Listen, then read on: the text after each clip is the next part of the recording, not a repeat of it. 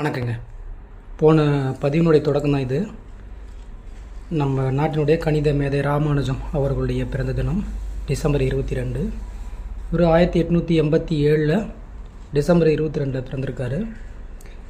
இவர் சின்ன வயசாக இருக்கும் பொழுது இவருடைய கணித மேதை பற்றி கூட இருந்தவங்க ஆசிரியர்கள் எல்லாமே வியந்திருக்காங்க. நீங்களும் நிறையா படிச்சிருப்பீங்க.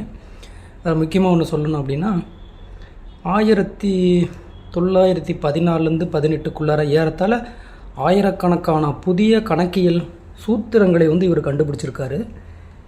இது மட்டும் இல்லாமல் இவருடைய சூத்திரங்களை கணக்கியல் சூத்திரங்களை ஆய்வு செஞ்சு நிறையா முனைவர் பட்டம்லாம் வாங்கியிருக்காங்க.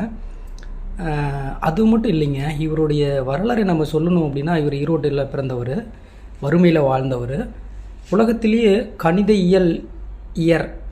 கணிதியியல் உள்ள அறிஞர்கள் அப்படின்னா அதில் 3 பேரை சொல்கிறாங்க. அதில் முக்கியமானவர் நம்ம கணித மேதை ராமானுஜம். 2 பேர் மீதி 2 பேர் மெத்த படித்து அதுக்கப்புறம் கணிதத்துறையில் புகழ் பெற்றவங்க. ஆனால் இவர் படிப்பறிவே இல்லாமல் தன்னுடைய சுய அறிவியலின் தேடலாக கணிதத்தின் மீது இருந்த பற்றின் காரணமாக இவர் உங்கள் பெரிய கணித மேதையாக வாழ்ந்திருக்காரு. இதை பற்றி நான் அடுத்த பதிவில் நான் நிறையா சொல்கிறேன். இந்த 2 பதிவில் நான் உங்களுக்கு இன்றைக்கி சொல்கிறது என்னென்னா, இன்றைக்கி டிசம்பர் 22 கணித மேதை ராமானுஜம் அவர்கள் பிறந்தநாள். அதுமாதிரி அவருடைய பிறந்தநாளை நாம் கொண்டாடும் விதமாக நம்ம குழந்தைகளுக்கு கணிதத்தை பற்றியும் கணிதவியலினுடைய ராமானுஜத்தை பற்றியும் நாம் இன்றைக்கி சொல்லி புரிய வைப்போம், அவருடைய வரலாறை பற்றி. நன்றி, வணக்கம். அடுத்த பதிவில் சந்திப்போம்.